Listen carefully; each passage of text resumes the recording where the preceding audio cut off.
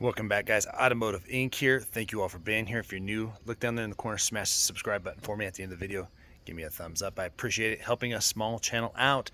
Adding a 24 Ram truck to the channel was important for several reasons. One, 24 is almost here. Yes, I had a 24 Chevy Silverado with the L8T gasser engine in it. That truck was fantastic.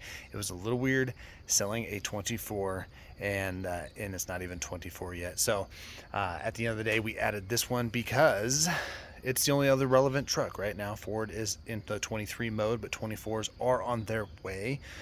And I think that's because of some of the quality issues. We're going to hold off on adding a Ford for just a little bit longer. Got a smoking deal on this one, but in 2024, Ram still falls short in several areas. We're going to talk about those right now. All right, big ding here. These Firestone tires on the Ram trucks are not great. Are they a fine tire? Fine. They're going to be just fine. But if you toil out these tires, you're probably going to burn these up anywhere between 15 and 20,000 miles with proper rotations. The Ford tends to run like Hancooks. They run some Michelins and whatnot. Not a fan of those tires either. However, the Chevy and the GM trucks ran a Goodyear Trailhawk. That truck tire was actually really good in the snow, had very little issues, zero road noise, and was fantastic. These are not aggressive tires by any means. They are the all-terrain version versus the Firestone HT, and these things are loud. They're almost as loud as, say, the Rebel I drove a few weeks ago. So Ram, let's get some better rubber on these bad boys, one that lasts longer. If I'm gonna have to deal with road noise, at least make it worth my while. Number two, guys, I have been complaining about these since 2008. They go all the way back, but at least in this body style. So this body style carries over from the 2010s.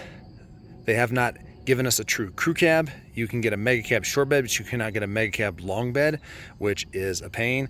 But these built trims right here, these are horrible. They're expensive. They're about $300 a side to repair them or replace them. And you can see these are already kind of bubbling up.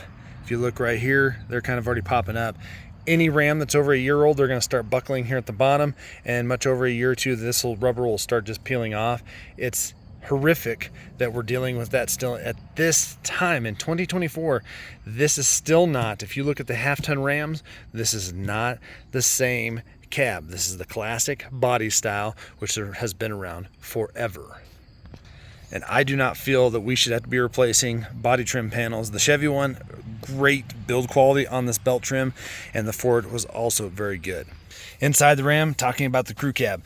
All the other crew cabs in the market have a full hip bolster out here in the center seat so an adult can sit in there, and then their back things don't, the little flip down cup holders don't protrude in the center seat because it's a true crew cab. The Mega Cab, the seat is actually tapered just a little bit different, and the bottom is all the way out. But if you go Mega Cab, you lose payload capability and trailer loading capability, no matter if it's the gas and or the diesel, especially if you are in the 3/4 ton segment. So the Ram 3500 is what this bad boy is, and this sucks for people because if you have long legs, that hump right there is coming up about 5 inches.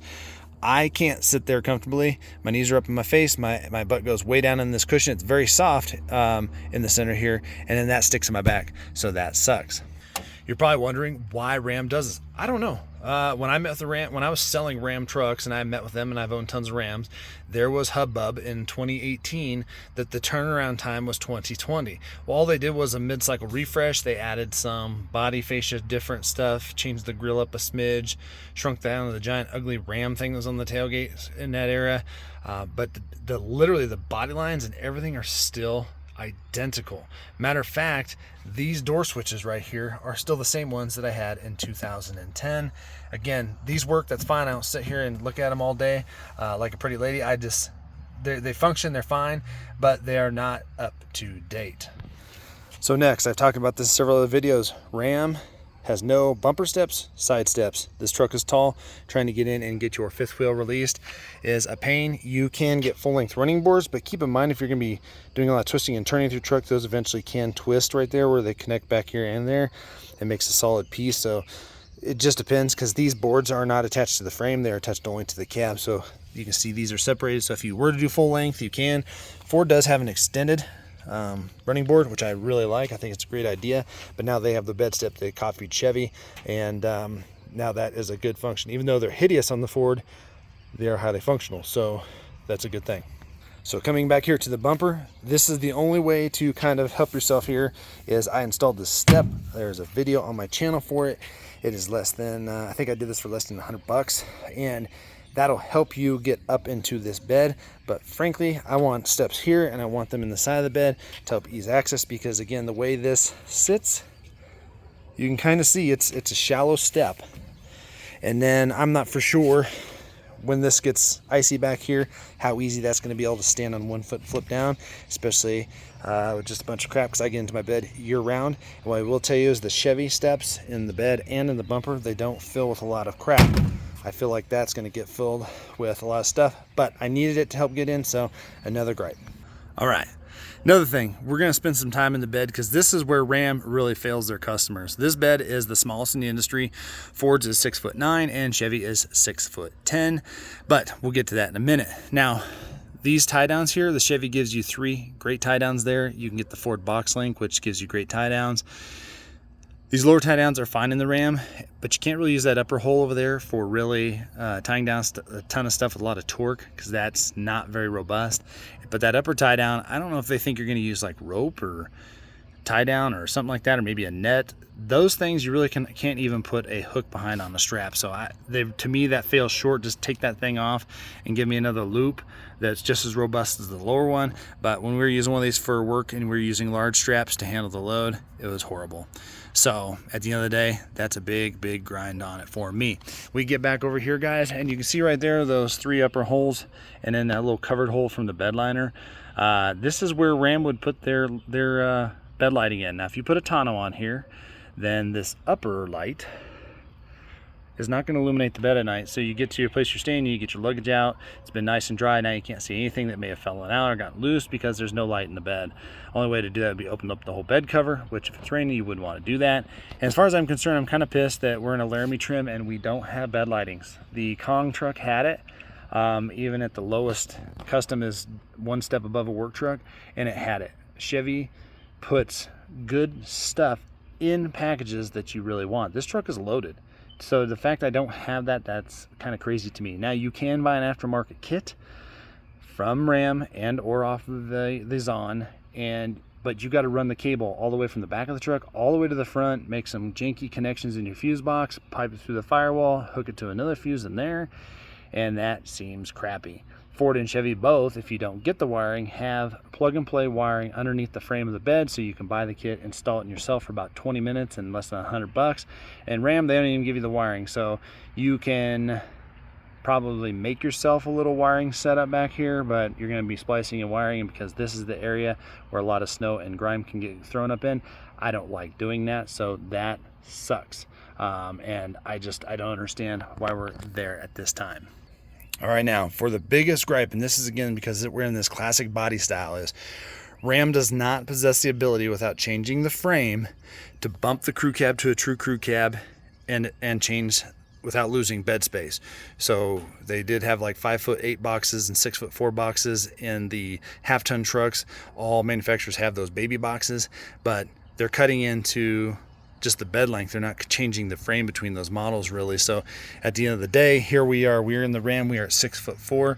I'm going to show you that at 6'9" is where the Ram is at this edge, and then Chevy bumps us 1 more inch.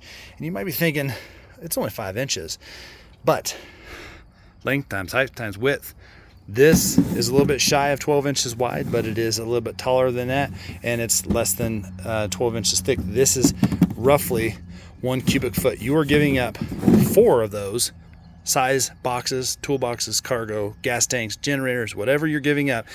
You're giving up 4 of these at least in the Ford, and almost 4.5 of these going to the Chevy, because the Chevy actually has the biggest box in the industry, where these are actually bumped all the way out, so you actually have more width cargo room. Just to put it in perspective, guys, when I have my Hitch in the Chevy, I had enough room to put 2 inverter generators parallel with each other, and have my chain bags, my toolboxes, and everything like that. So look at this, you're missing out on that. So just imagine bumping this out throughout the bed. This is going to sit right next to the thing. In the Chevy, I had more room there, and I just think at this day and age that if they would bump to the new style, stretch the frame a little bit, we could actually get a little bit longer bed, and I think that's a big deal. Now you're probably thinking, with a short box ram, now I have to get a slider hitch for my fifth wheel. No, I actually don't recommend slider hitches. I don't like them. I think really at the end of the day, there's other contributors out there making YouTube videos jackknifing their fifth wheels. Guys, this is not a semi. Those Dexter axles, those more right axles are not heavy duty enough. You do not need a slider just because this is a shorter bed than the 2 by few inches. You don't need it. Most campsites, there's no reason you even need to get that close, and I'll actually personally recommend as a trucker to never jackknife your fifth wheel trailer. If you get to that point, then you probably have too much trailer trying to go in too small of a hole in any type of campground, and I just think that puts needed wear and tear on your axles of your trailer, your tires of your trailer. And if your axles can handle it, your tires definitely can't, and you're causing undue sidewall stress and stuff like that. So just ignore that part. If you love their channels, you see them showing you that they can jackknife the truck, don't do that stupid thing. That's, as a truck driver, I can jackknife a semi. That's a bad idea in a pickup. But you do not need a slider in this. You just need to be aware of your angles and where you need to stop when you're doing your turning, and do a better setup and stuff like that. I am not happy with the size of the bed necessarily, and I'm not happy with the storage that I'm losing in the bed, but at the end of the day, it's not a deal breaker. We have to use a slider. So short bed does not mean slider. So with all those complaints, you got to be thinking, Jeremy, you got to hate this truck. I do not hate this truck. I actually think it is a great truck, and in 2024, it's absolutely relevant because you, depending on the market you're shopping in, you can get a heck of a deal on a Ram truck, whether it's a 23 or 24, diesel or gas. However, I will tell you this much. The last area I think Ram definitely fails is the 3/4 ton market, meaning both Ford and Chevy, their 3/4 tons do more, period. And it's unfortunate. I think that has to do with the 5-link rear coil that's in the Rams. It does good for ride quality. However, I think it hurts it when it comes to payload. And most of the 3/4 tons, depending on how you build them, if you need the extra cab space with the med cab, you're going to lose your towability, whether it's diesel and or gas. So you pretty much are relegated to the crew cab. Now, this has a lot of great stuff. We're going to have a lot of great videos, and we're going to do some towing with it really soon. The Cummins is, as far as I'm concerned, one of the best diesels ever. They've been making engines for 100 years or more, and their integration of the exhaust brake is fantastic. But this truck is not perfect, and you really have to sit back when you look at things and see if things are important to you and how you configure your current truck and your towing needs, and see if losing that bed space will hurt you. If you have kiddos or you have tall people in the family, is this extended cab is this crew cab going to hurt you by getting it versus a mega cab or say a different manufacturer? And really you have to just kind of sit back and think about everything that goes into all of those things. All right, guys, if you don't mind, again, smash the subscribe button, give me a thumbs up, and we're going to see you on the next one.